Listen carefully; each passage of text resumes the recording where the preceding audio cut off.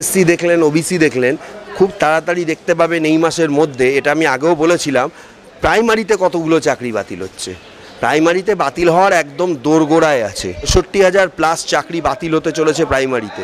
নমস্কার, Jayanta official YouTube চ্যানেলের পক্ষ থেকে আমার প্রত্যেক দর্শক বন্ধুকে জানাই ওয়েলকাম। তো এখন আমি আপনাদের সাথে যে গুরুত্বপূর্ণ একটি আপডেট শেয়ার করতে চলেছি সেটি হচ্ছে প্রাথমিকে কি ৬৫,০০০ চাকরি সত্যিই বাতিল হতে চলেছে।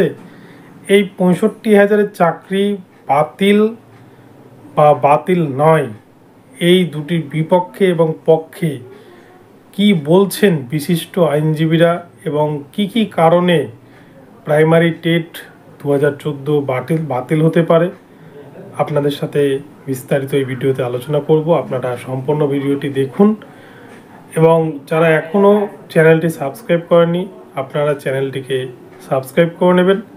তো চলুন আমরা বিস্তারিত দেখে নিই যে এই আপডেটটিতে ঠিক কী ধরনের তথ্য উঠে আসছে। আমাদের রাজ্যে সদ্য ২৬,০০০ ইন সার্ভিস টিচার এবং নন টিচিং স্টাফ, যেখানে কিন্তু 9, 10, 11, 12 গ্রুপ সি গ্রুপ ডি এর চাকরি বাতিল করেছে কলকাতা হাইকোর্টের বিশেষ ডিভিশন বেঞ্চ। সেখানে 17 রকমের দুর্নীতি ধরা পড়েছে, যেখানে কিন্তু মূলত ওএমআর বিকৃতি, র্যাঙ্ক জাম্প, এক্সিট ভ্যাকান্সি এবং এক্সপায়ার্ড প্যানেল, এরকম যে বিভিন্ন অভিযোগগুলো রয়েছে ঠিক একই রকম কিন্তু অভিযোগ প্রাথমিকের যে ৬৫,০০০ নিয়োগ হয়েছে, যেখানে মূলত ২০১৪ প্রাইমারি টেটকে কেন্দ্র করে ৪২,৯৪৯ নিয়োগ হয় ২০১৬ সালে এবং ১৬,৫০০ নিয়োগ হয় ২০২০ সালে এবং ২০২২ সালেও কিন্তু ২০১৪ টেট থেকে বেশ ২,৫০০ মতো ক্যান্ডিডেট চাকরি পেয়েছে। তো এই যে ৬৫,০০০ শিক্ষক শিক্ষিকা যারা চাকরি পেয়েছে, এখানেও কিন্তু ওএমআরের প্রচুর পরিমাণ দুর্নীতি হয়েছে, এটা সিবিআই তাদের চার্জশিটে কিন্তু উল্লেখ করেছে এবং কলকাতা হাইকোর্টে এই বিষয়টি এখন বর্তমানে পরিষ্কার হয়ে দাঁড়িয়েছে। অপরপক্ষে দেখা গিয়েছে র্যাঙ্ক জাম্পের তো কোনো প্রশ্নই ওঠে না। প্রাথমিকের ক্ষেত্রে কিন্তু কোনো মেধা তালিকা প্রকাশ করেনি প্রাইমারি বোর্ড। সেক্ষেত্রে মেধা তালিকা যখন ২০২২ সালে প্রাইমারি বোর্ড পাবলিশ করে কোর্টের চাপে প্রাক্তন বিচারপতি অভিজিৎ গঙ্গোপাধ্যায়ের নির্দেশে, তখন দেখা যায় সেই মেধা তালিকায় কিন্তু অনেক জায়গাতেই এক্স নামে ক্যান্ডিডেটকে দেওয়া হয়েছে, যারা কিন্তু এক্স নামে চাকরি করছে। তো এরকম প্রচুর পরিমাণ উদাহরণ কিন্তু রয়েছে প্রাথমিকের নিয়োগ দুর্নীতি কাণ্ডে। এবং এছাড়াও এক্সপায়ার্ড প্যানেল থেকে যে নিয়োগ হয়েছে এটাও কিন্তু প্রমাণিত, কেননা সিবিআই চার্জশিট অনুযায়ী ২০১৮ সালে ২২০৮ জনকে প্রাইমারি বোর্ড নিয়োগ করেছিল, যেখানে কিন্তু 5% ওয়েটিংয়ে নিয়োগ দেওয়ার কথা ছিল। সেই সিটটাতে কিন্তু তারা ২২০৮ জনকে অলরেডি নিয়োগ দিয়ে ফেলেছে। এবং আরও দেখা গিয়েছে র্যাঙ্ক জাম্প ছাড়াও অতিরিক্ত ভ্যাকান্সি, যেমন ২০১৬ যে ৪২,৯৪৯ নিয়োগ, সেখানে দেখা গিয়েছে 6টা ডিপিএসে 932 জনকে অতিরিক্ত নিয়োগ করে ফেলেছে প্রাইমারি বোর্ড। তো এইরকম অভিযোগগুলো কিন্তু রয়েছে প্রাথমিকের। তো এই সমস্ত একই অভিযোগ, যেহেতু স্কুল সার্ভিস কমিশনের সাথে এটারও বিস্তর মিল রয়েছে, তাই কিন্তু এই বিষয়ে বিশিষ্ট আইনজীবী বিকাশ রঞ্জন ভট্টাচার্য মহাশয় তিনি কিন্তু বিচারপতি রাজাশেখর মান্থাকে বলেছিলেন যাতে টেটটাকে বাতিল করানো যায়, যেহেতু একই বিষয় দুটোর যাতে রিপ্যানেল করা যায়। অপরপক্ষে প্রাক্তন বিচারপতি অভিজিৎ গঙ্গোপাধ্যায়ের একটা নির্দেশ রয়েছে, যেটা কিন্তু সুপ্রিম কোর্ট ফেরত মামলা ৩২,০০০ রিপ্যানেল করার নির্দেশ, যেখানে সুব্রত তালুকদারের ডিভিশন বেঞ্চও কিন্তু রিপ্যানেল করার নির্দেশ দিয়েছিল। দেখা গিয়েছে ৪২,৯৪৯ নিয়োগে কোনো অ্যাপটিটিউড টেস্ট হয়নি এবং এছাড়া পেন্সিলের নম্বর দেওয়া হয়েছে, রিজার্ভেশন ক্যাটাগরি মানা হয়নি, কাট অফ মানা হয়নি, প্যানেল দেওয়া হয়নি, 5% ওয়েটিং লিস্ট দেওয়া হয়নি, রাতের অন্ধকারে নিয়োগ, এরকম বিভিন্ন যে অভিযোগ, এই সমস্ত অভিযোগে কিন্তু প্রাইমারি বোর্ড এমনি জর্জরিত।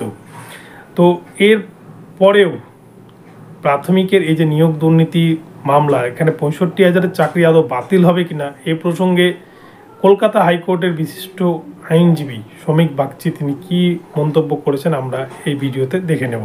তো চলুন আমরা দেখে নিই। এসসি দেখলেন, ওবিসি দেখলেন, খুব তাড়াতাড়ি দেখতে পাবেন এই মাসের মধ্যে। এটা আমি আগেও বলেছিলাম।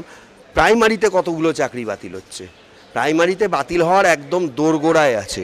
65,000 প্লাস চাকরি বাতিল হতে চলেছে প্রাইমারিতে। দেখুন, রাজ্যের বেহাল অবস্থা নিয়ে রাজ্য সরকারের কোনো মাথা ব্যথা নেই। তার কারণ হচ্ছে যে ভবিষ্যৎ প্রজন্ম কি করবে না করবে সেটা তাদের চিন্তার বিষয় নয়। তাদের চিন্তার বিষয় একমাত্র ভোট। সেই ভোটে তারা বিভিন্ন রকম কৌশলগত জায়গা দেখিয়ে তারা অলরেডি জিতে বসে আছে। 29টা সিট আজকে রাজ্য সরকারের দখলে। সুতরাং রাজ্য সরকারের এখন ইচ্ছা একটাই, যে কিভাবে আমি শুধু থাকতে পারবো এবং দুর্নীতিকে প্রশ্রয় দিয়ে কিভাবে আমি চলতে পারবো। বেহাল অবস্থা তো অবশ্যই হবে। বেহাল অবস্থা কি, যেরকম রাজপথে অনেকে বসে আছে এসএসসি বা এই প্রাইমারির ছেলেমেয়েগুলো, আজকে যারা চাকরি পাবে না বা ওবিসি যারা এনশিওরিং ক্যান্ডিডেট, যাদের চাকরি ধরে নিন চাকরিও পরবর্তীকালে যদি বাতিল হয় হাইকোর্টের রায়ের ওপরে গিয়ে, সুপ্রিম কোর্ট যদি বাতিল করে দেয়, তাহলে রাজ্যের কি অবস্থা হবে। আর অত বছর চলবে বলে আমার মনে হয় না, কারণ এগুলো অত্যন্ত একটা গুরুত্বপূর্ণ ইস্যু। এই সমস্ত ইস্যুতে খুব তাড়াতাড়ি হয়তো সুপ্রিম কোর্ট মীমাংসা করবে বলে আমার ধারণা, কারণ এগুলো তো অনেক বার্নিং ইস্যু, মানুষের কেরিয়ার জড়িয়ে রয়েছে। কারণ ক্যালকাটা হাইকোর্ট যে মন্তব্য করেছে অবসরকালীন বেঞ্চে, যে ওর ওপরে ঝুলছে, যে সুপ্রিম কোর্টে যে অ্যাপিল হয়েছে তার ওপরে পুরো ঝুলে আছে নতুন চাকরির ক্ষেত্রে। সুতরাং এই যদি পরিস্থিতি হয়, তাহলে সত্যিকারের তো গভর্নমেন্ট নোটিফিকেশান থাকলেও চাকরিতে বসলেও রেজাল্ট হয়তো পাস বেরোনোর ক্ষেত্রে একটা প্রতিবন্ধকতা তৈরি হবে, একটা সরকারি কাজে প্রতিবন্ধকতা তৈরি হবে। সেই দিক থেকে বিচার করলে আমার মনে হয় অনেক ভিড়ের মাঝেও সুপ্রিম কোর্ট এই এসএসসি মামলা, ওবিসি এইগুলোকে হয়তো খুব তাড়াতাড়ি রায়দান করবে। দেখুন, প্রতিটা মামলারই কিছুটা সময় লাগে, একদম তাড়াতাড়ি তো হবে না। হয়তো মাস 6 বা এই বছরটার মধ্যে যদি হয়, আমি মনে করব যে সেটাই হয়তো খুব তাড়াতাড়ি হতে পারে। আপনারা শুনলেন শ্রমিকবাবুর বক্তব্য। ওনার বক্তব্য অনুযায়ী কিন্তু 65,000 চাকরি এই জুন মাসের মধ্যেই বাতিল হয়ে যাবে বলে উনি মনে করছেন। তো আগামীতে কি হয়, এই শান্তনু সিটের ওএমআর সিট মামলা, শান্তনু সিটের যে ওএমআর ডেস্ট্রয় মামলা, ওএমআরকে নষ্ট কেন করলো 14 টেটের, এবং তার ওএমআর কপি বা স্ক্যান কপি বা মিরর কপি কেন রাখলো না প্রাইমারি বোর্ড, এই প্রশ্নের উত্তর দিতে গিয়ে কিন্তু প্রাইমারি বোর্ড হয়তো আগামীতে ফেঁসে যাবে। তারা 65,000 ইন সার্ভিস টিচারকে বিপদে ফেলবে। তো আগামীতে দেখা যাক কী হয় এই মামলার কারণে। তো এখন ভিডিওটি এখানেই রইল। যদি আপনাদের ভিডিওটি ভালো লাগে, চ্যানেলটিকে সাবস্ক্রাইব করে চারিদিকে শেয়ার করে দেবেন। ধন্যবাদ। দেখা হচ্ছে পরবর্তী ভিডিওতে। সকলে ভালো থাকবেন। নমস্কার।